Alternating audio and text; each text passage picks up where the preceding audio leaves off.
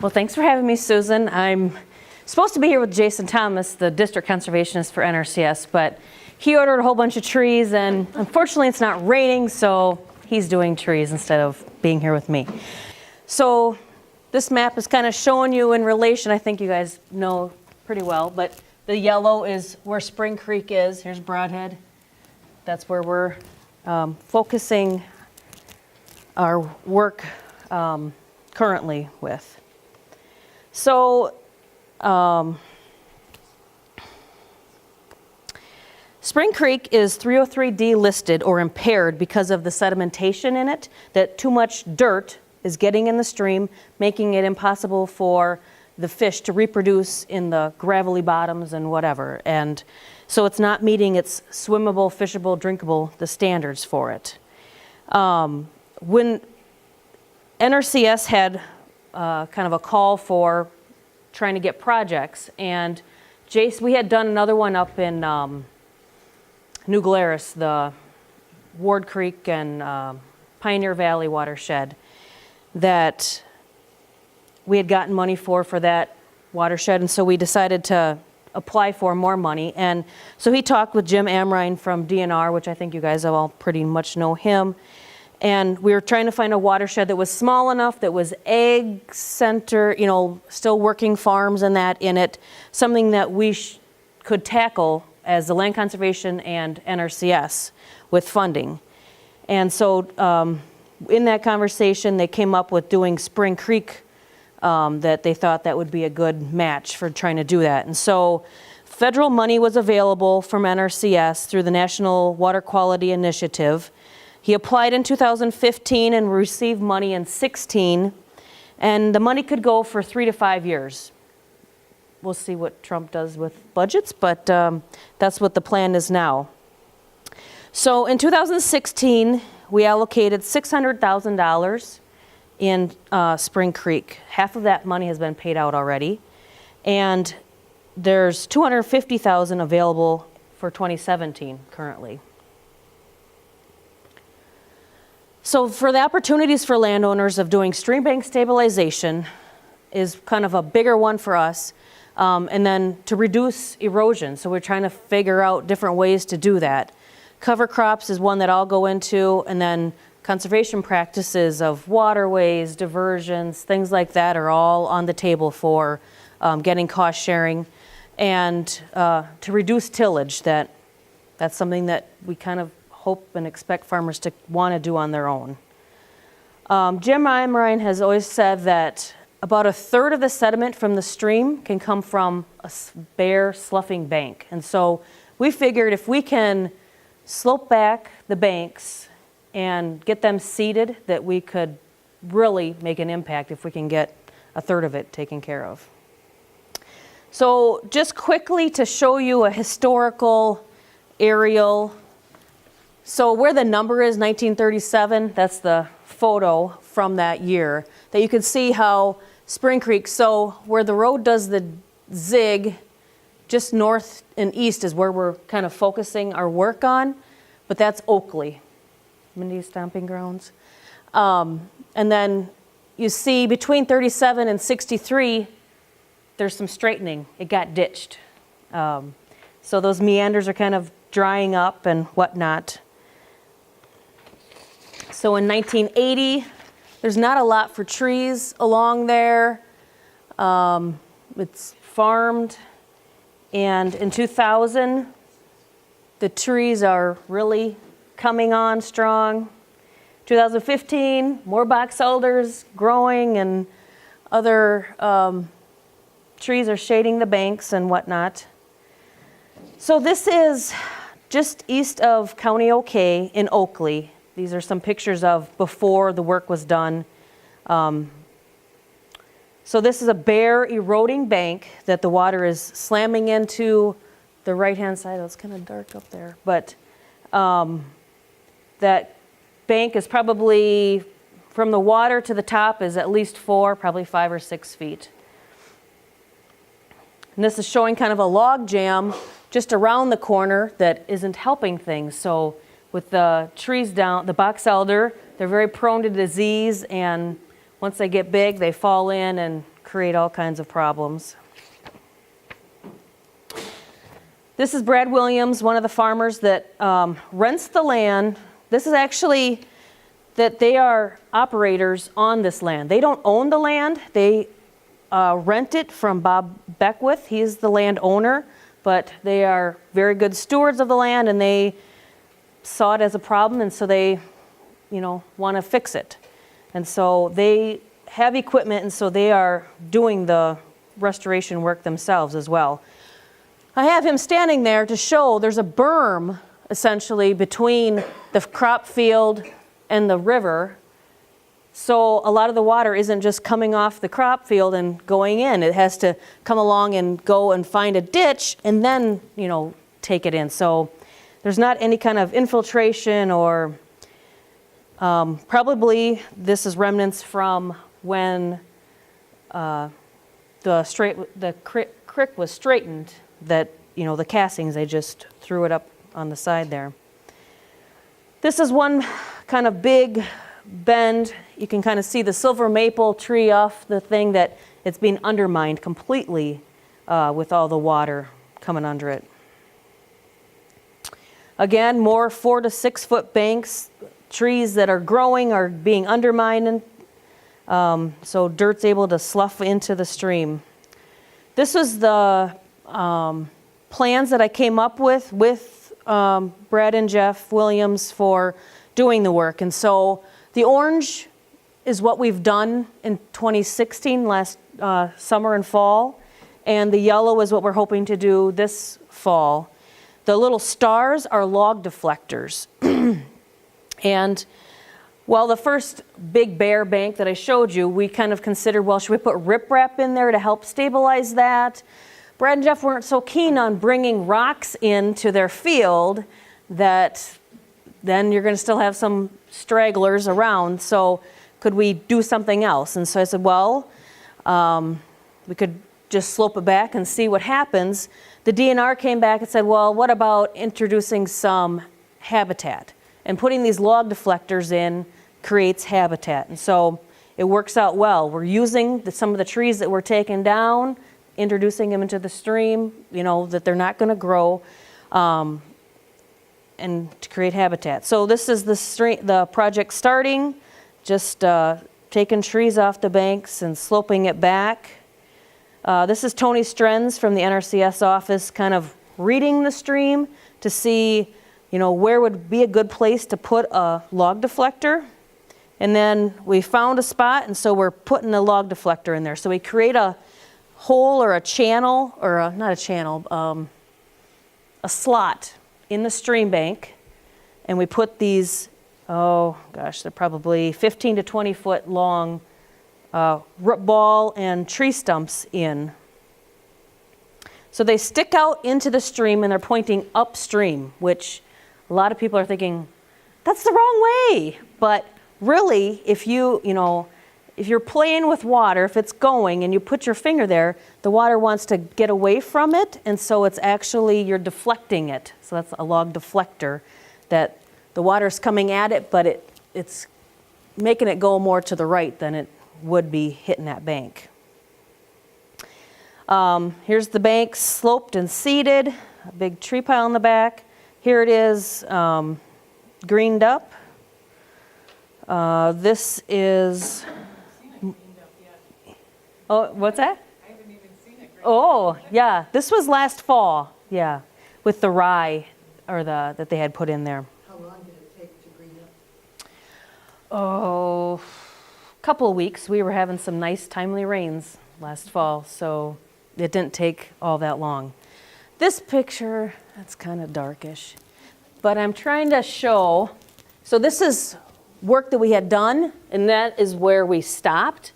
And so you can kind of see this triangle that we've sloped the banks back to give it more room to breathe, essentially. So they're giving up corn rows, essentially, by doing this work. Is that the width of the buffer that we just saw, or was that rows of corn that were harvested? So that was corn that was planted and harvested. Oh, okay. So they're going to be, losing, they're not going to be planting as much corn. So that's once, the width of the buffer we're seeing where the corn rows are gone? probably, yeah, Wow. yeah, yep. And they want to do a good job. They want to get farther away from the water. They're very cognizant of that when the sprayers go out and spray, they're just spraying. They don't consider all the things that us other people think about of, what about that thing? Or, so they realize by getting all the operations farther away from the water, they're going to do better. So these are before and after pictures from different spots. So this is looking downstream and this one is looking upstream, but it's the same bend that we put the log deflectors in that bare vertical bank to start with. And then these are all of the same bend. If you can see the gray pipe, that's kind of the reference point or the tile outlet. So this one's looking downstream and these are all looking upstream at it. Are these native grasses you're planting? They did put native in there. Yep. In conjunction with Susan, that I think they got seed from you guys. I don't remember. Okay. Okay. So now I'm going to change subject a little bit here. Is there a plan for keeping trees from reestablishing on those banks? Yeah, that they would mow them or burn them or whatever. So that we want the banks flat enough so they can get their mowers down on there and do it to maintain it. That they're planning to mow it if they need to. That there's discussions that maybe people would be burning the banks for maintaining for prairies and whatnot. Yeah. So there's no like public easement on here. No. This was done with you guys versus DNR. I mean, right, for cost share. For cost share for federal money. Yep. Okay. That we had to get a DNR permit to do it. But this was your NRCS project versus Yes. DNR project. Yep. And so was it entirely cost shared other than the work? Like in terms of a package for this is a lot of work on there. Yes. On Yeah. farmers. Yep. How did they benefit?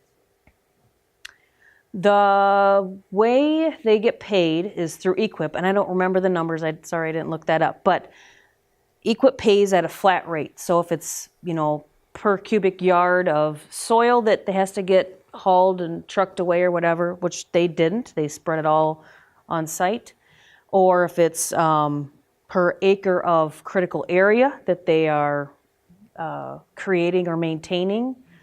It used to be per foot of stream bank work, but that was too easy, so they made it be different now. So,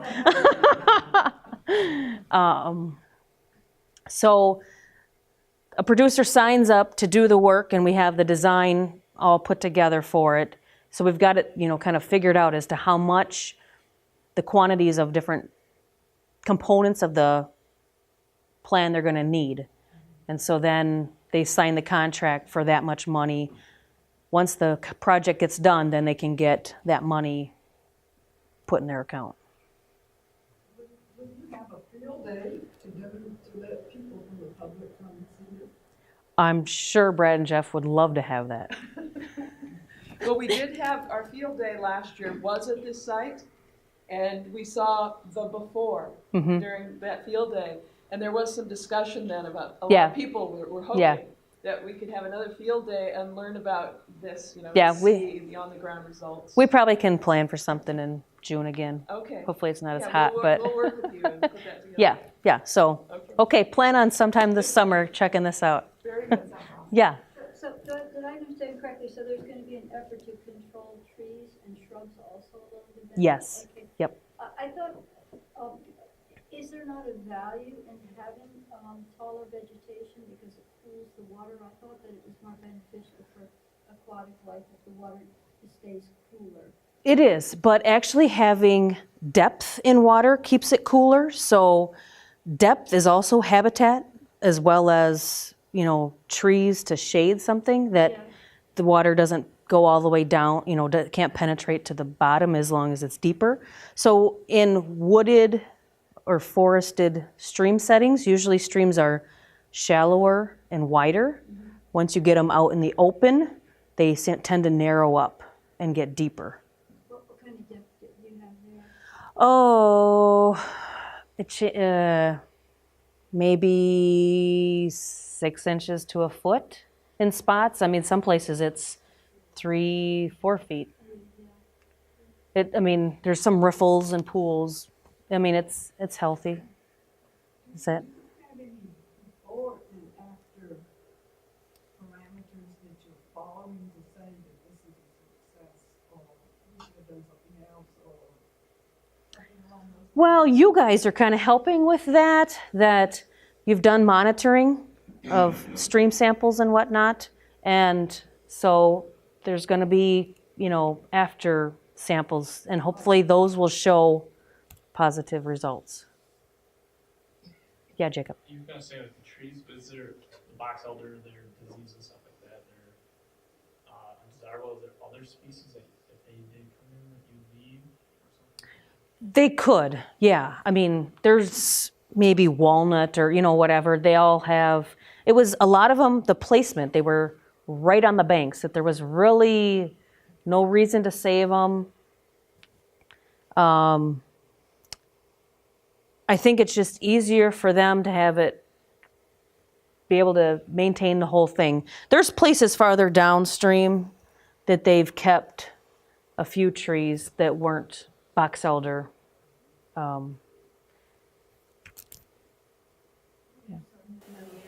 No, nope. They really didn't touch the water. They just, you know, where the water meets the bank, that's where they started and sloped it back from there. So they weren't really in the water doing work. Yeah. With this equip cost sharing, does that work the same as the others, that any farm owner could do this if they got the permits, but if they had to hire excavating and done, would cost quite a bit, where Williams, they own the equipment, they could do it a lot cheaper themselves. That's probably why they did it in running ground. They actually got paid a little bit for it, but nothing like you would if you hired somebody to come in. Right, right. So that's it, Yeah. the benefits of having your own equipment. And having staff to be able to staff it. Yeah. Because the equipment won't pay for everything. They No, cost share it. no. So if you can, They aim for 70%, but with stream bank work, it's not usually at all close to that. So cover crops help with soil erosion and improving soil health. If you think about it, there's a 7-month brown gap when you have corn and soybeans because of that fallow period. That cover crops, they grow and they take up nitrogen, or, you know, help absorb, help infiltrate water. So that's why, one of the reasons why we're really pushing trying to do cover crops. And this slide was borrowed from Eileen Clavacco from Purdue. So we have a lot of cost sharing available in the watershed for doing cover crops. And with that, we thought, well, why don't we get more people to see what other people are doing? And so we put together this driving tour, which I've got brochures. It's a nice day for a drive if you want to go check it out. It's in the Spring Creek watershed. All the little points are there. All the information from all the sites are here and at the sites, so you can see it in person. So this was just taken on Monday. This is Neil Bakey's, where the cover crops were all winter killed, and this is at Gene Trumpy's, where the winter rye is still growing. What was planted there? In the left in Bakey's was oats, radish, and crimson clover. And so this was stopping at several of the sites and just looking down. So we're looking at trying to do cover crops to help cover the soil, like an umbrella covers our head when we're getting wet. It kind of hurts if you think about it, you know, the rain splashing. So if we can cover more soil, we're protecting it. So different residues. On the left, you can kind of see some little chunks, which are radishes left, which I've got with me if you want to see them. And then lastly, as more public education, we put together a cover crop field day. It's not necessarily, well, I guess Dennis Miller's would be in the Watershed, but McNeely's is up in Elmer Road. So to help, because Susan had done her, you know, what she was expecting out of my presentation, that we would measure our success by getting Spring Creek delisted or off of that 303D list, and hopefully having showing changes in the water tests from the wave monitoring. The lessons that we've learned include to consider adjusting the timing of the aerial application to soybeans, that they were very successful last fall, even so successful that maybe some farmers got a bad taste in their mouth from having the aerial applied cover crops, because we had a lot of rains, so they grew well, but then they couldn't get out there and harvest the beans, so there was a little bit of a cross with that. So we would maybe say this year we would delay aerial applying for a week or so if we could, to hopefully, if we do get another wetter fall, to get on top of that. And then DNR permits are not as easy to secure as they once were. That there is more emphasis on wetlands, and it is a major challenge to do it.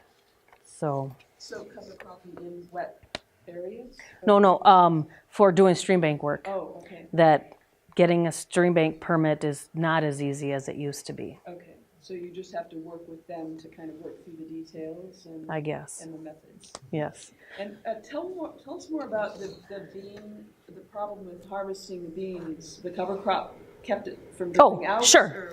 Or? That the cover crop, let's see, I don't know if I have a picture. Oh, there. Well, so on the brochures on the back, so let's say the soybeans are this tall. The cover crops were getting to be this tall. And soybeans were still here that they needed to harvest. So they had to put their head into that green. And so a lot of them were saying it was like green chop when they got, you know, that there was a lot of stuff going through, you know, when you mow your yard, you have, you know, some moisture and slime. Well, they were getting that in their combines that are supposed to be dry. I mean, sure, there wasn't a big cloud of dust afterwards, but they were maybe losing some soybeans, you know, yield out the back. It does plug up too. Or plug up, yeah. Yeah. So in Neil's case, which is the site that this is from, is that he harvested a quarter to a third of it, and he decided, I'm losing too many soybeans out the back. I got to figure out something else. So what he did was actually went in and herbicided the cover crop. So it grew, but then it got killed so that he could harvest, so it would dry down enough so he could get his combine through and not create a problem. Any more questions? You got a moment? Sure. You do. This is the water sample taken 3:30, which is 2 weeks ago, just east of where they did all that construction. And you can see it's fairly clean. This is OK Creek, the same day, very little, well, let's say conservation in that area. Upstream, about a mile, corn, soybean farmers all dug up this fall. You can see the big difference. A lot of dirt in this one. Makes it nice and cloudy.